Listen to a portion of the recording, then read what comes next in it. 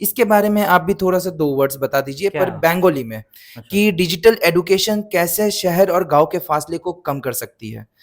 আমি যদি বলি গ্রামীণ এবং শহরের যে পার্থক্যটা, এখনকার সময়ে যদি বেসিক্যালি আমি যদি তুলে ধরি 21st সেঞ্চুরি অনেক ইম্পোর্টেন্ট। 21st সেঞ্চুরিতে আমরা গ্রামের লোকেরা কিন্তু ম্যাক্সিমাম আমরা কিন্তু 70% আমাদের দেশের জনসাধারণ আমরা কিন্তু গ্রামে বসবাস করি। এটা কিন্তু প্র্যাকটিক্যাল। আমরা যদি গ্রামের সমাজকে যদি আপলিফ্ট না করতে পারি, গ্রামের সমাজকে যদি আম ডেভেলপ না করি কিন্তু আমরা দেশকে ডেভেলপ করতে পারব না। এটা কিন্তু ভীষণ ইম্পোর্টেন্ট জিনিস। তার সঙ্গে, সঙ্গে আমি যদি ইকোনমিক্যালি যদি পার ক্যাপিটা জিডিপিও যদি আপনি যদি একটু ক্যালকুলেশন করেন টিয়ার 1 সিটিজ আর রুরাল এরিয়ার সঙ্গে, তো ওখানে দেখবে যে টিয়ার 1 এ মিনিমাম 20 to 30,000 আপনার পার ক্যাপিটা জিডিপি হবে, বাট ম্যাক্সিমাম তার থেকেও বেশি হতে পারে।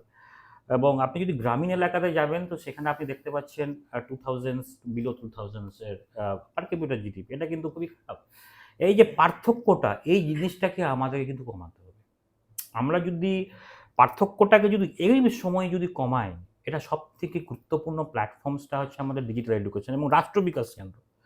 আমাদের রাষ্ট্র বিকাশ কেন্দ্র ডিজিটাল এডুকেশনকে আমরা নতুন যুগের এডুকেশন প্ল্যাটফর্মস আমরা ডোর স্টেপে বাড়ির মধ্যে আমরা পাঠিয়ে দেওয়ার চেষ্টা করছি। এটা কিন্তু খুবই ইম্পর্টেন্ট।